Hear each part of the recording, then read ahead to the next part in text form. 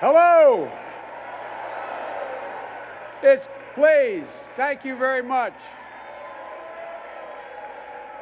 You know what they say, flattery is all right as long as you don't inhale. You keep this up, I'll start inhaling. It's good to be home. It's good to be home.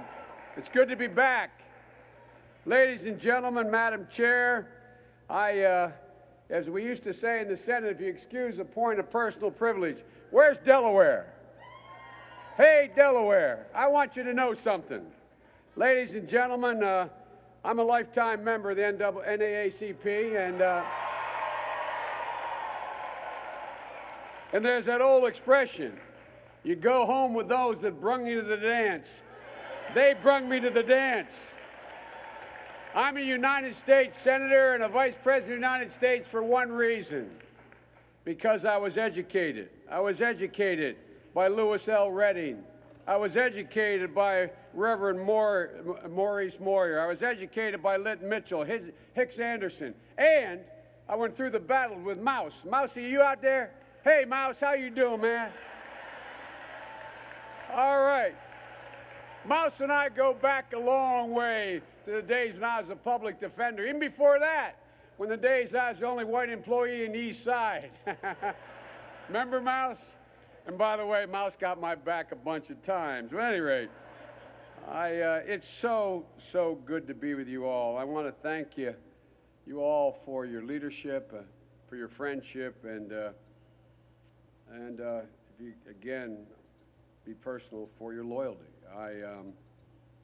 It is not an exaggeration, were it not for the leadership of the NAACP, for the men and women who educated me when we'd sit over in Reverend Wright's church as we were talking about desegregating the Rialto and the Queen movie theaters. Remember, Mouse, those days? I learned so much. I learned so much, and I owe so much. But ladies and gentlemen, this is, as much as I enjoy it, this is not about me. This is about another office. This is about the presidency. This is about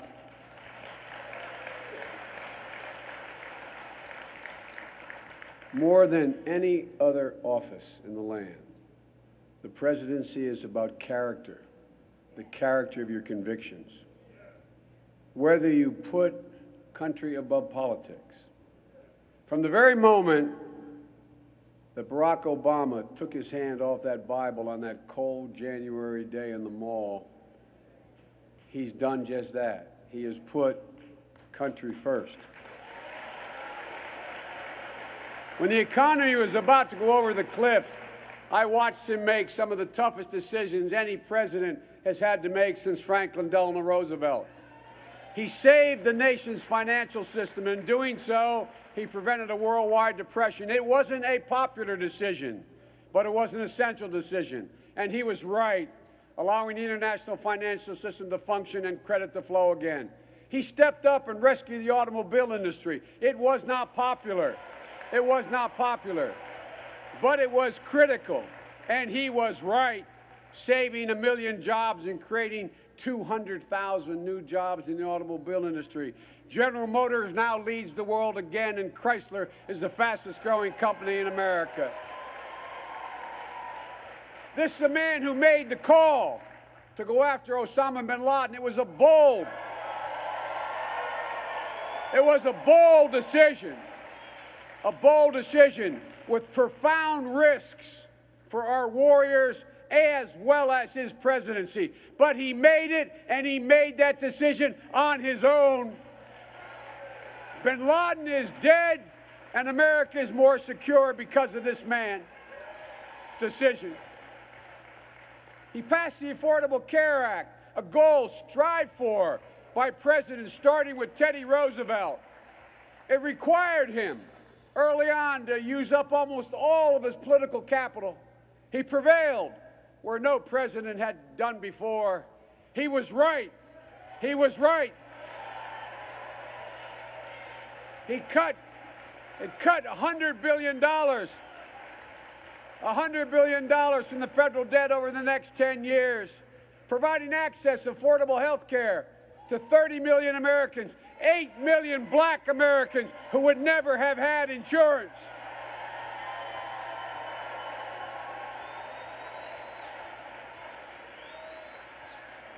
This is a man, this is a president who has the character of his convictions. And almost never, since we've taken office, during this entire time, did the Republican Congress reach across the aisle to help. On the Recovery Act, which kept us from sliding further into a depression, only 3 Republican senators and not 1 House member voted for it. On the Affordable Care Act, no Republican in the Senate and none in the House on the final vote. But it wasn't just in the big signature issues. It was on the easy, obvious things where we got no cooperation.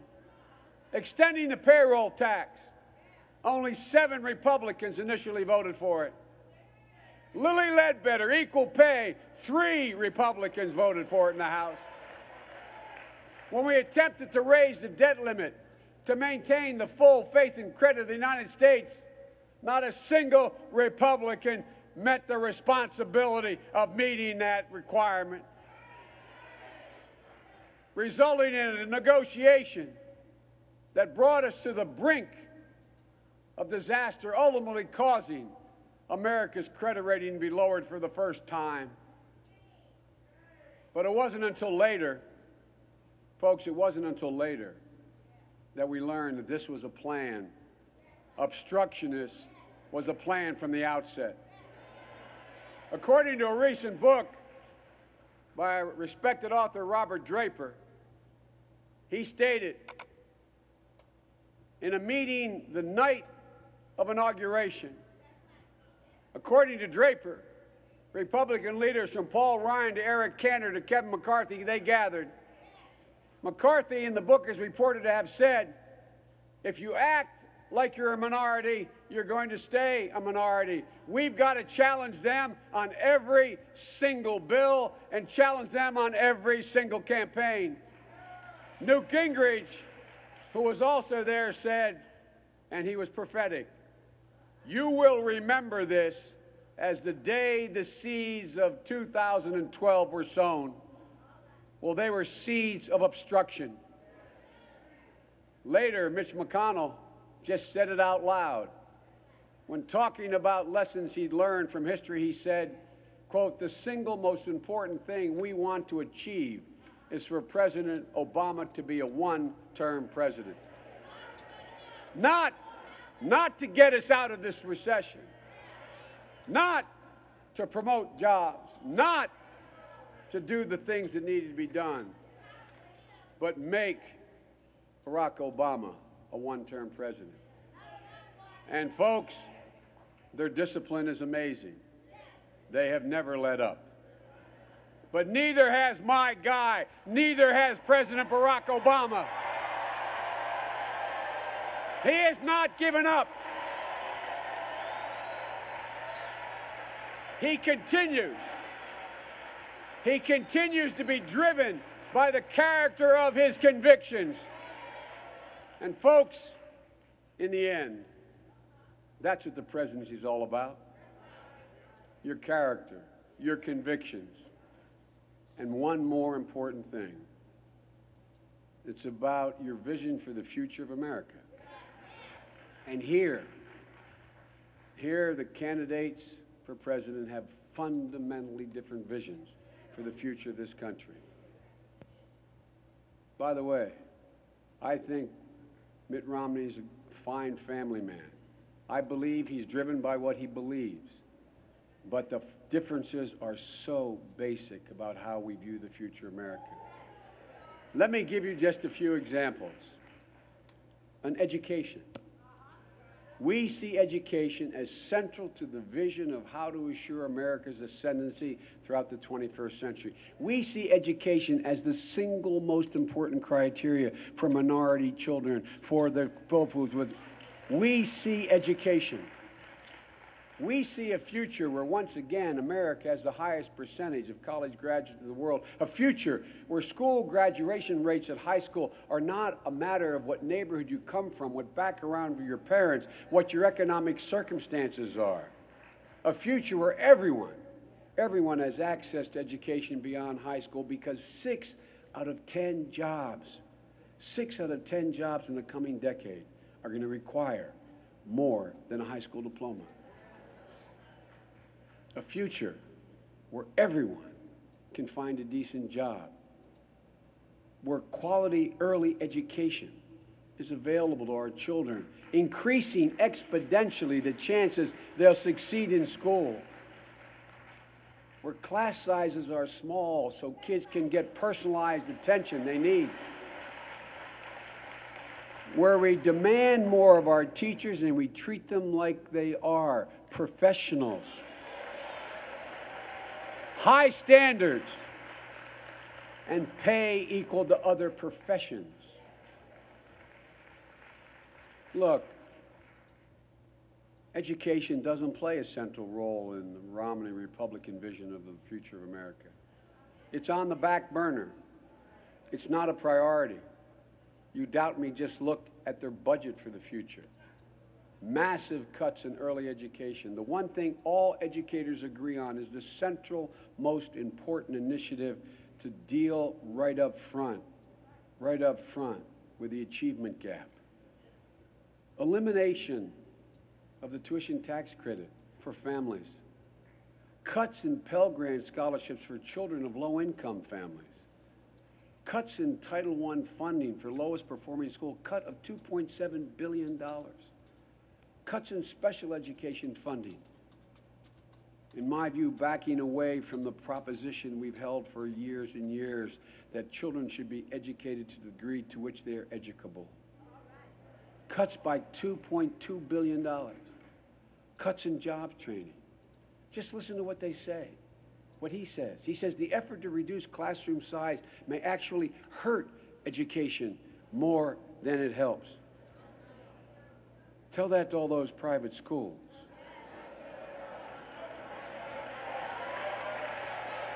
Tell that to all those parents. Energy. We envision a future where clean, renewable energy represents an increasingly large share of energy consumed in America. An America that is energy independent. We see a nation that breathes cleaner air, where our cities are not polluted, where asthma doesn't claim the lives of African-American children 4 times as great as it does all other children because of the environment in which they live. Romney sees a different energy future, where renewable energy, wind, solar, biofuels, they're not a priority. Where Romney's allies in the Congress oppose any incentives to invest in clean energy, but insist on retaining a $4 billion a year tax cut for the oil industry. A tax cut even they acknowledge they don't need. Women's rights. We see an America where no woman pays more for health care than any man in America.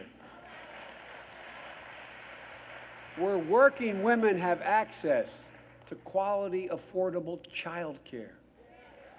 Where women receive equal pay for equal work.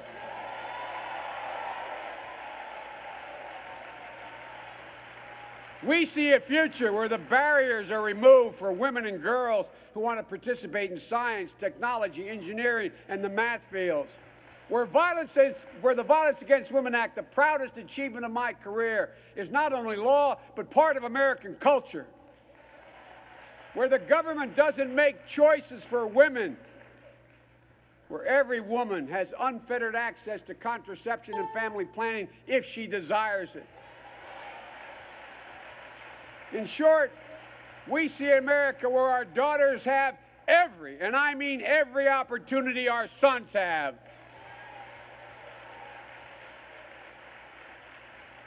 Governor Romney and his allies in the Congress see a different future, for women in America. The governor isn't sure what his position is on the Violence Against Women Act. He's not sure whether or not Lilly Ledbetter law that passed was good. But he is certain of what his position is on Roe v. Wade. Overturn it. Planned Parenthood, get rid of it. He's certain that any employer should be able to decide whether or not to make contraception available in their health care plans. Where working women lose access to quality child care. Where social policy that is basically a throwback to the 50s. And innovation and medical research we see in America where HIV is a thing of the past. Where infant mortality is drastically reduced. That's why we continue to invest in basic research in the National Science Foundation, the National Institutes of Health, the research universities. Romney sees a very different future, where he cuts funding for the NIH and the National Science Foundation. Healthcare. We see a future where everyone has access to affordable health care. Where seniors have access to prescription drugs at a lower cost. Where they have access to preventive care, making their lives more livable and reducing costs. Where insurance companies cannot deny coverage because of a pre-existing condition. Where there are no limits on insurance policies. Where children can stay with their parents on their policy till they're 26. Where Medicare is guaranteed and Medicaid is expanded.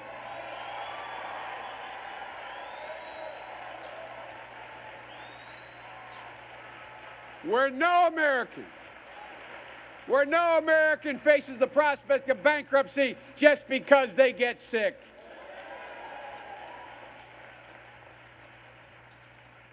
Romney and his allies see health care a different way, controlled by the insurance companies, where pregnancy is a pre-existing condition, where coverage can be taken away if you get sick or hit your limit, where Medicare is voucherized, 19 million people cut off of Medicaid, where 30 million Americans will have to wait for another generation before they have a chance for affordable, decent health care.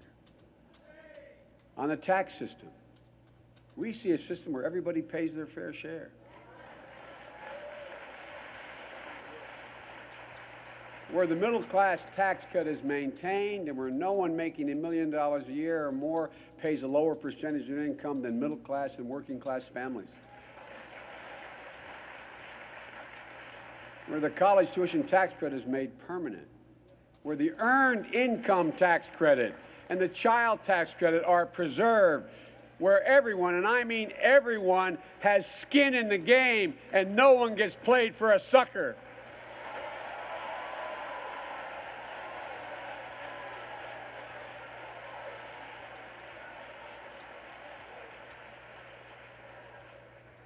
The tax code that Governor Romney and his allies envision continues to be skewed to help the very wealthy.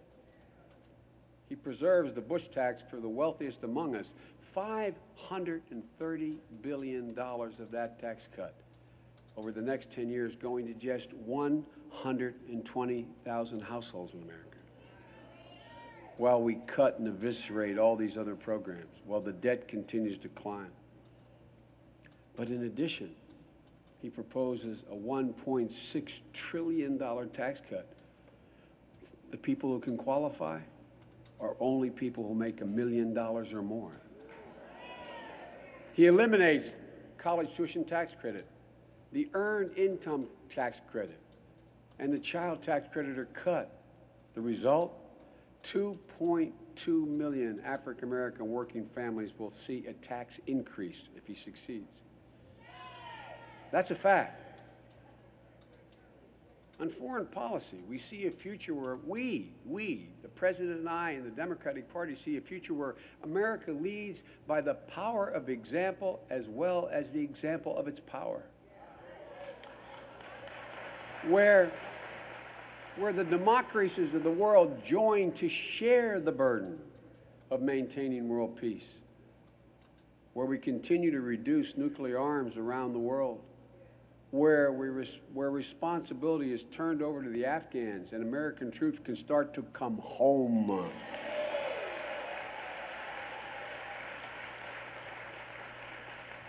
Governor Romney and his allies see a very different future for America's involvement in the world.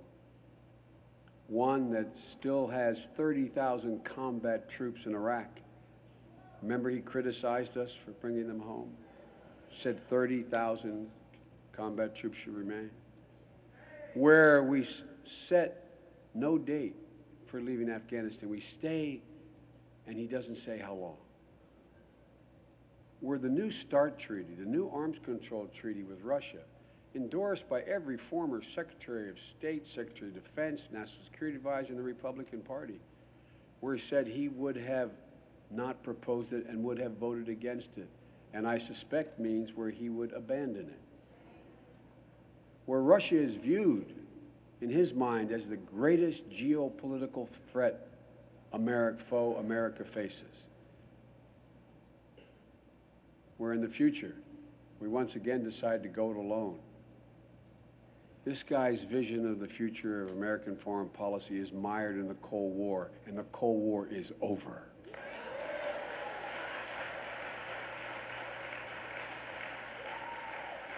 On civil rights, your raison d'etat, the reason for our existence.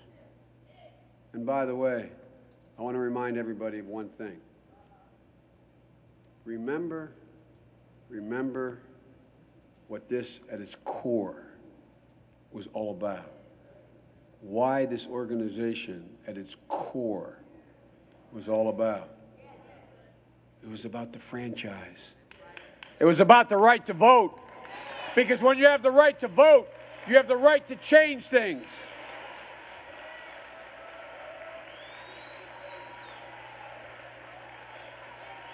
And we, the President and I and Eric and all of us, we see a future where those rights are expanded, not diminished. Where racial profiling is a thing of the past. Where access to the ballot is expanded and unencumbered. Where there are no distinctions made on the basis of race or gender in access to housing and lending. And so much more. Did you think we'd be fighting these battles again? I was chairman of the Judiciary Committee for almost 17 years with the ranking member. We went through these battles. I didn't think we'd be back. I remember working with Republicans. And by the way, this ain't your father's Republican Party. Remember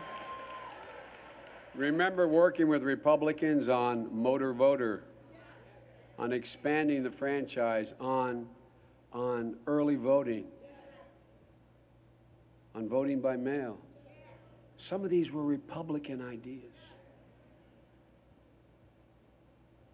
But this is not the Republican Party view today, nor Romney's.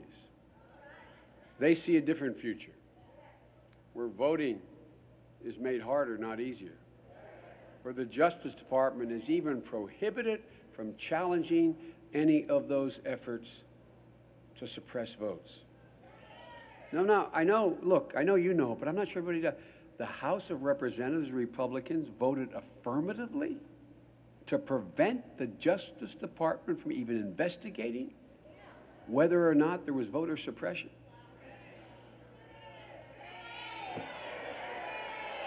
Folks, there's a lot more to say, but this is preaching to the choir. Let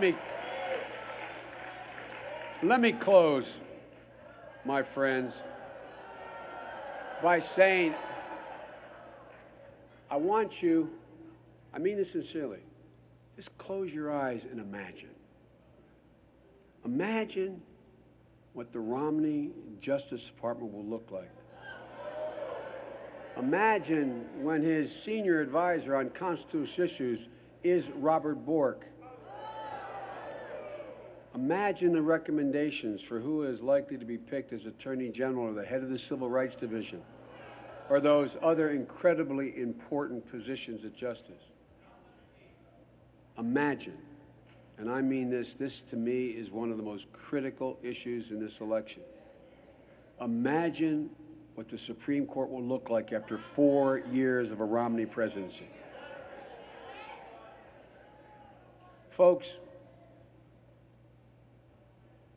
this election, in my view, is a fight for the heart and soul of America.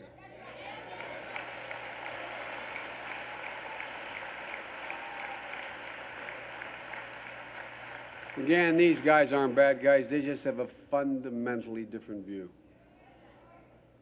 The best way to sum up the president's view, my view, and I think your view, is we see America where, in the words of the Scripture, what you do unto the least of my brethren, you do unto me.